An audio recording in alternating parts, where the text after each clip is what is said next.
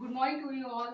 I am doctor Seema और आप देख रहे हैं अपना YouTube channel R S mathematics and geography classes. कैसे हैं आप लोग? आशा करते हैं कि बहुत ही अच्छे होंगे और हर पल अपने लक्ष्य की ओर अग्रसर हो रहे होंगे। तो चलिए शुरू करते हैं आज की क्लास। और क्लास शुरू करने से पहले देख लेते हैं मोटिवेशनल पंक्तियाँ। जब आंखों में अरमान लिया जब आंखों में अरमान लिया, मंजिल को अपना मान लिया, अब आसान क्या और मुश्किल क्या, जब ठान लिया तो ठान लिया। अर्थात हमें मुश्किलों का सामना करते हुए अपने लक्ष्य की ओर आगे बढ़ना चाहिए। जैसा कि हम पिछले वीडियो में हमने देखा, अपक्षय की जो क्रिया है वो किस प्रकार से होती है फिजिकल ज्योग्राफी के अंतर्गत जो चैप्टर चल रहा था। उसके बाद अपक्षय के बाद आता है अपर्दन चक्र।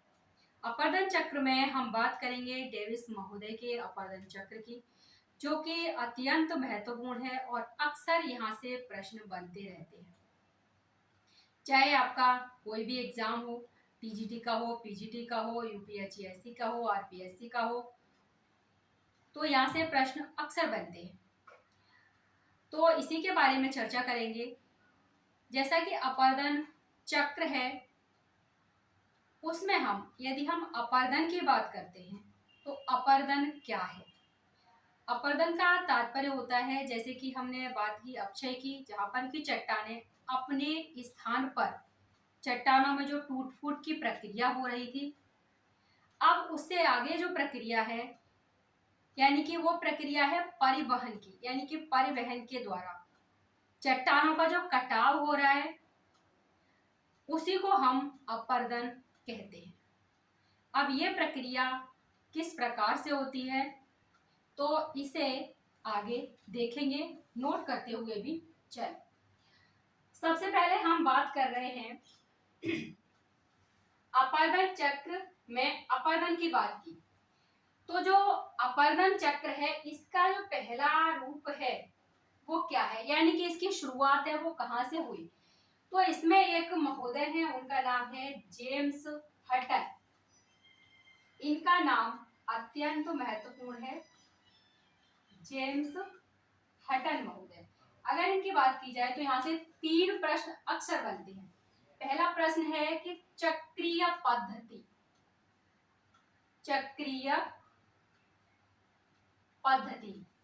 किसके द्वारा दी गई है? जेम्स हटन के द्वारा दी गई है।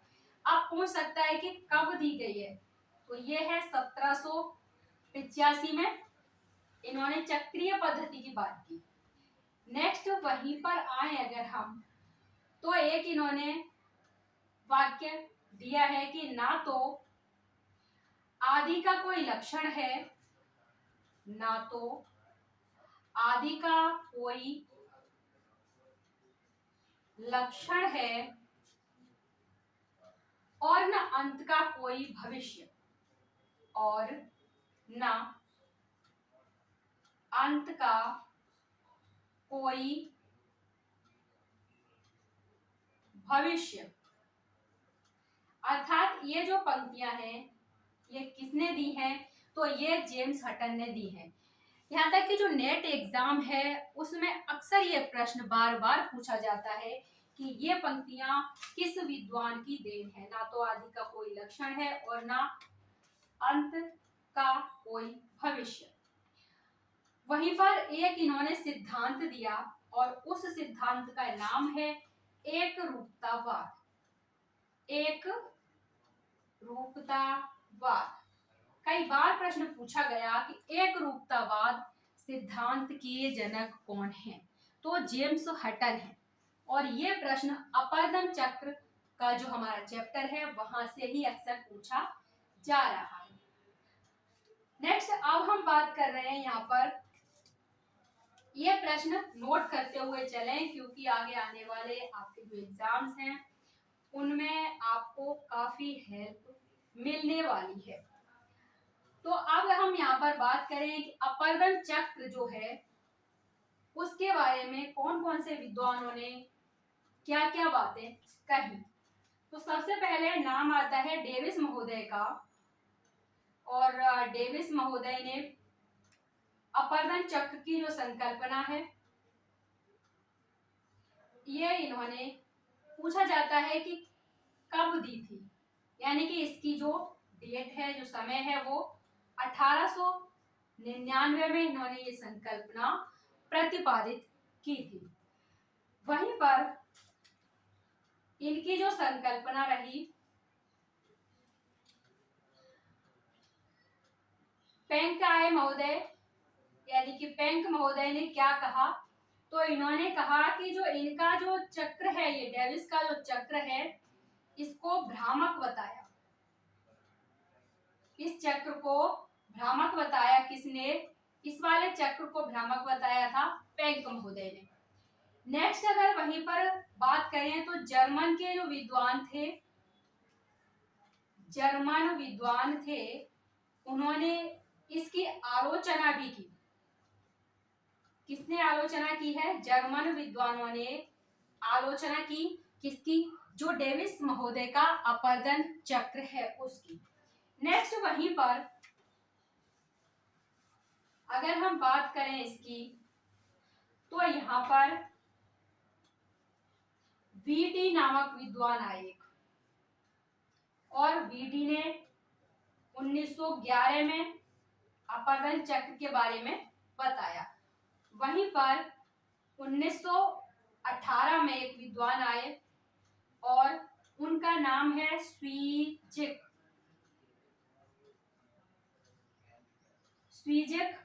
इन्होंने 1918 में अपनी बात की अपर्दन चक्र के बारे में। वहीं पर एक विद्वान है सैंडर्स। सैंडर्स ने 1921 में बात की और इन्होंने जो बात की उसमें इन्होंने क्या बात की? इन्होंने चूने के क्षेत्र में जल द्वारा काष्ठ अपर्दन चक्र। देखिए प्रश्न कैसे बनेगा। सबसे पहले मिलान करने को दिया जा सकता है। डेविस महोदय ने कब दिया? 1899 में। नेक्स्ट वीडी महोदय ने कब दिया? 1911 में। स्वीजिक ने कब दिया? 1918 में। वहीं पर सैंडर्स की बात करें तो 1921 में दिया। मिलान करवा सकता है प्रश्न में। नेक्स्ट अगर ये पूछे कि सैंडर्स महोदय हैं, यहाँ पर बोल रहा है कि चूने के क्षेत्र में जल द्वारा काष्ठ अपर्दन चक्र, यानी कि काष्ठ अपर्दन चक्र है चूने के क्षेत्र में जल द्वारा। ये विचार किसका रहा? तो ये विचार था सैंडर्स का।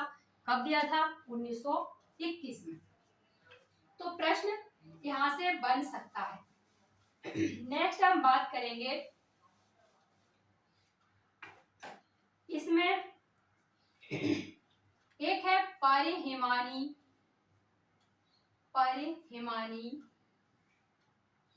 अपर्दन चक्र। यह प्रश्न भी कई बार पूछा गया है। परिहिमानी अपर्दन चक्र जो परिकल्पना है ये किसकी है? तो ये है पेल्टियर महोदय की परिहिमानी अपर्दन चक्र संकल्पना। वहीं पर एक शब्द है पैनप्लेनेशन। यह शब्द किसने दिया? तो ये है क्रिकमे महोदय हैं पैनप्लेनेशन। वहीं पर बात करें पैडिप्लेनेशन, जरा सा अंतर है इसमें। और ये हैं एलसी किंग महोदय। तो एलसी किंग महोदय का है पैडिप्लेनेशन। पैनप्लेनेशन की बात करें तो क्रिकमे महोदय का है। और वहीं पर सवाना अपर्दन चक्र की अगर बात करें, सवाना अपर्दन चक्र, तो ये है पुग व थॉमस महोदय। और ये आया था यूपीएससी में पूछा गया था। पुग व थॉमस महोदय का है सवाना अपर्दन चक्र। वहीं पर अगर बात करें पेनफेन, ये है एसी लासन महोदय का। AC लॉसन महोदय, इन्होंने दिया है पेन फैन। यानी कि यहाँ से आपको अक्सर एक प्रश्न देखने को मिलेगा, चाहे आपका कोई भी एग्जाम हो, नेट एग्जाम हो या फिर RPSC का हो या फिर UPSC का हो या फिर TGT PGT, किसी में आप देखेंगे तो यहाँ से प्रश्न अक्सर पूछा जाता है। अब हम बात कर रहे हैं, ये तो हमारा अपरदन चक्र के बारे में जो बातें थी वो हो गई। अब हम आते हैं डेविस का अपरदन चक्र। डेविस महोदय ने जो अपना अपरदन चक्र दिया है उसमें इन्होंने क्या मेन बातें रखी। तो जिस प्रकार से मनुष्य के जीवन में जो अवस्थाएं होती हैं उसी प्रकार से इन्होंने भी अवस्थाओं में बांटा है अपरदन चक्र को। तो यहाँ पर इन्होंने बताई तरुणावस्था है, प्रौढ़ावस्था है और जीर्णावस्था या वृद्धावस्था है। तो इन्होंने कहा कि किसी भी स्थल खंड का जो उत्थान है, उत्थान जब समाप्त हो जाता है तो क्या स्टार्ट हो जाता है, अपरदन स्टार्ट हो जाता है। जब अपरदन की क्रिया शुरू होती है तो उसके बारे में ही इन्होंने बताया। यानी इन्होंने यहाँ पर कहा कि ये स्थल खंड का उत्थान क्या हो गया, यहाँ पर ये समाप्त हो गया। जब स्थल खंड का उत्थान समाप्त हो गया तो यहाँ से क्या हो गया, अपरदन शुरू हो गया। अपरदन यहाँ से शुरू हो गया। जब अपरदन शुरू हुआ तो सबसे पहली अवस्था इन्होंने बताई तरुणावस्था है। अब यहाँ पर कि तरुणावस्था में किस प्रकार की स्थिति रहेगी, तो इन्होंने कहा कि जो सरिता यानी कि नदी है उसमें क्या होगा, दीर्घीकरण, यानी कि घाटी गर्तन होगा, घाटियां क्या होंगी, गहरी होंगी। अगर वहीं पर हम बात करें प्रौढ़ावस्था की स्थिति है, और प्रौढ़ावस्था में इन्होंने कहा कि जो घाटियां हैं वो चौड़ी होने लगेंगी और जो गहरा होना है उनका वो प्रक्रम है वो कम हो जाएगा। वहीं पर अगर हम जीर्णावस्था की बात करें तो इन्होंने कहा कि जो अपरदन था लंबवत उसका स्थगन हो जाएगा, यानी अब वो नहीं होगा। जो अपरदन की प्रक्रिया हो रही थी वो स्थिर हो जाएगी, आगे नहीं होगी। और यहाँ पर इन्होंने कहा कि मोनोडोना ये जो स्थिति है ये बन जाएगी। अब यहाँ पे मोनोडोना की बात करते हैं तो ये क्या है, ये प्रक्रिया क्या हो रही है, समाप्त हो रही है। यानी कि समाप्त की स्थिति में एक तो हो गया, दूसरा किस स्थिति में, जीर्णावस्था की स्थिति में बनेगा। मोनोडोना से अक्सर प्रश्न पूछा जाता है। जब यहाँ से अक्सर प्रश्न पूछा जाता है तो प्रश्न क्या बनता है कि अंतिम समय में इसके में क्या बन रहा है, मोनोडोना बन रहा है। अगर पूछा जाए जीर्णावस्था में क्या बनेगा तब भी मोनोडोना बनेगा। यहाँ पर पूछा जाए कि तरुणावस्था में क्या हो रहा है तो घाटियां गहरी हो रही हैं। अगर पूछा जाए प्रौढ़ावस्था में किस प्रक्रिया में है तो घाटियां गहरी नहीं अब चौड़ी हो रही हैं। तो इस प्रकार से ही यहाँ पर प्रश्न अक्सर बनते हैं। वहीं अगर हम बात कर रहे हैं मोनाडोना की, तो मोनाडोना के नाम दिया गया है, कहाँ पर है और क्या है जिसकी वजह से इसे नाम दिया गया। तो USA की न्यू हैम्पशायर की एक मोनाडोना क्या है, पहाड़ी, और इस पहाड़ी के नाम पर ही इसको नाम दिया था इन्होंने। तो ये तो रही आपकी डेविस के अपरदन चक्र की बातें। अगर हम यहीं पर लिखकर एक बार कौन कौन से प्रश्न बनने वाले हैं उनकी हम बात कर लेते हैं।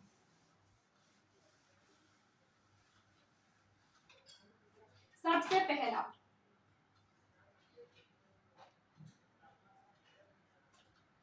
इन्होंने एक डेफिनेशन दी थी, हो सकता है कि जैसे कि UPSC है तो उसमें बड़ी डेफिनेशन भी पूछी जाती है। भौगोलिक चक्र समय की वह अवधि है, भौगोलिक चक्र समय की वह अवधि है जिसके अंतर्गत उत्थित भूखंड, जिसके अंतर्गत उत्थित भूखंड, जिसके अंतर्गत उत्थित भूखंड अपरदन के प्रक्रम द्वारा, अपरदन के प्रक्रम द्वारा प्रभावित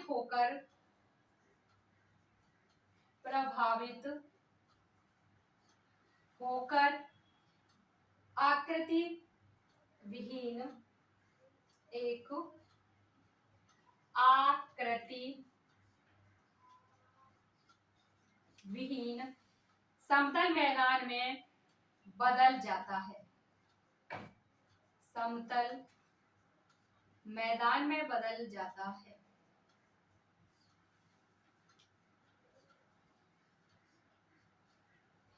कहने का तात्पर्य था इनका कि जो एक उत्थित भूखंड है और ये अपरदन के द्वारा एक समतल मैदान में इसका रूप परिवर्तन हो जाएगा। और ये रूप परिवर्तन किस प्रकार से होगा?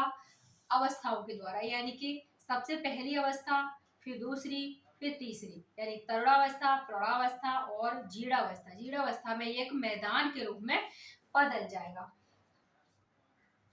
किसने दिया है ये विचार? तो जैसा कि हम देख ही रहे हैं, डेविस महोदय ने ये विचार दिया। अब वहीं पर बात आती है, इन्होंने एक और पंक्तियां बोली हैं। इन्होंने कहा कि संरचना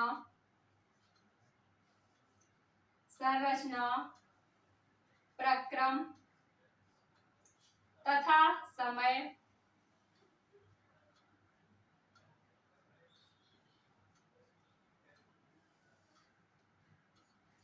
ये इन्होंने तीन चीजें बताई। ये क्या है? ये है, इसे बोलते हैं डेविस का त्रिकूट। डेविस का त्रिकूट बोलते हैं। वहीं पर इन्होंने पंक्तियां बताई, landscape is a function of structure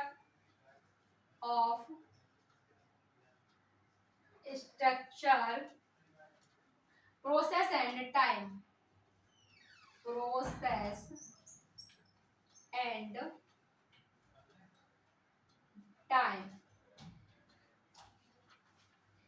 अर्थात इन्होंने ये जो पंक्तियां हैं वो दी। तो ये पंक्तियां भी अक्सर पूछी जाती हैं।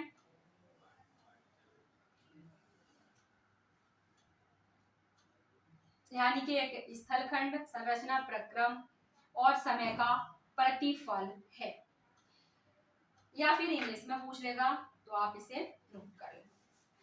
नेक्स्ट अगर हम बात करें यहाँ से और कौन से प्रश्न बनने वाले हैं,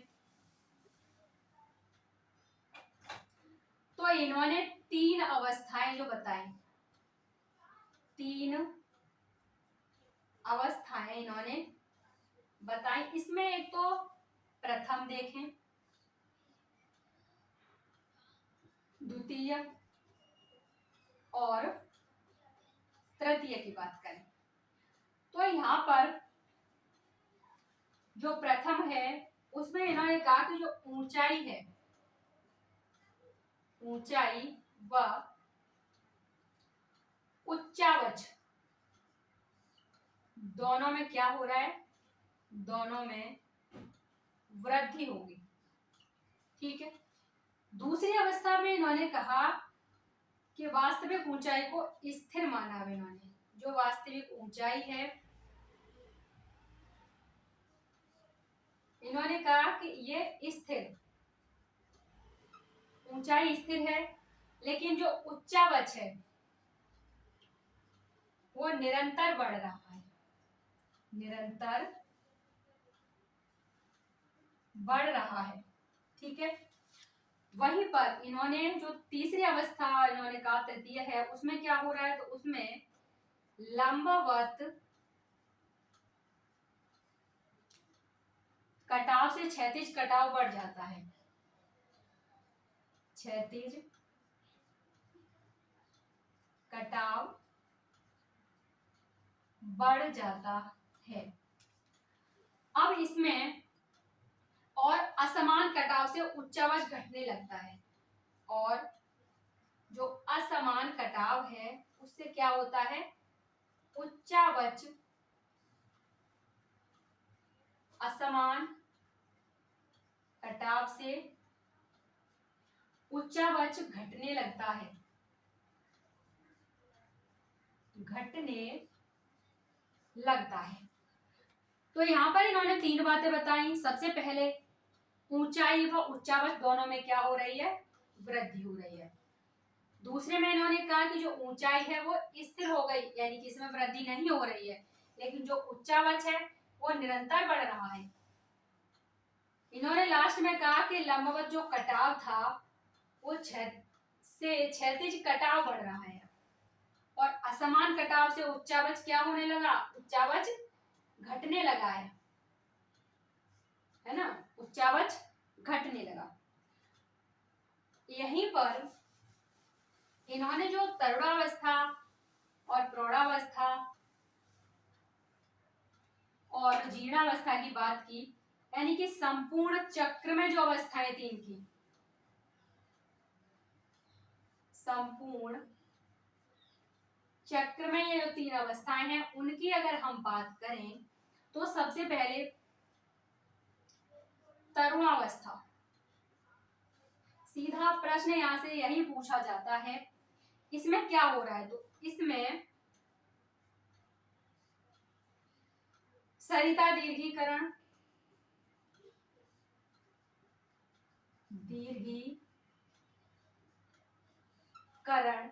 घाटी गर्तन, यानी घाटी गहरी हो रही है, यही इसमें 2 बातें बताएं।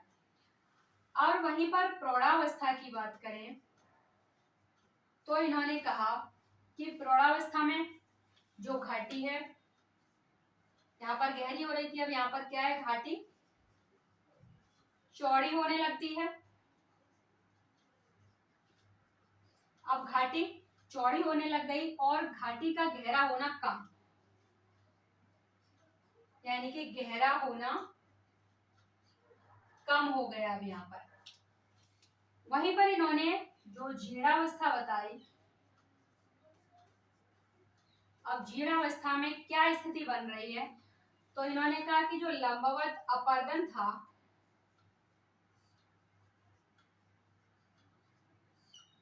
स्थगन हो गया, इसका लंबवत अपरदन का स्थगन हो गया। यहाँ पर इन्होंने पेनिप्लेन कहाँ बनेगा, वो भी यहाँ पर ही है, पेनिप्लेन व मोनाडनाक। जैसा कि अभी आपको बताया कि मोनाडनाक जो बनेगा वो लास्ट स्टेज में बनता है, और ये प्रश्न कई बार पूछा गया, मोनाडनाक की स्थिति कहाँ बनेगी, जीर्णावस्था में बनेगी, अंतिम समय में बनेगी, कई प्रकार से प्रश्न को घुमा दिया जाता है। तो ये आपका हो गया। अगर ये पूछ ले कि मोनाडनक जो है वो किस के नाम से पड़ा है, किस मतलब इसका नामकरण ही कैसे हुआ है, तो ये है आपकी यूएसए की न्यू हैम्पशायर में है, क्या है, मोनाडनाक पहाड़ी। और इस पहाड़ी जो मोनाडनाक पहाड़ी है, इस पहाड़ी के नाम पर ही किसका नाम पड़ा है, पेनिप्लेन व मोनाडनाक इसका नाम पड़ा है। तो ये है आपका अपरदन चक्र, डेविस महोदय का अपरदन चक्र। तो डेविस महोदय के अपरदन चक्र से इससे अधिक प्रश्न आपसे नहीं पूछे जाएंगे। आगे बात करेंगे पेंक महोदय का अपरदन चक्र, वो भी महत्वपूर्ण है, उससे भी प्रश्न बन जाते हैं। तो आज की क्लास में बस इतना ही। अगर आप हमारे चैनल पर फर्स्ट टाइम विजिट कर रहे हैं तो आप हमारे चैनल को सब्सक्राइब करना ना भूलें, क्योंकि आगे आने वाले एग्जाम्स में आपको हमारे चैनल से निश्चित ही मदद मिलेगी।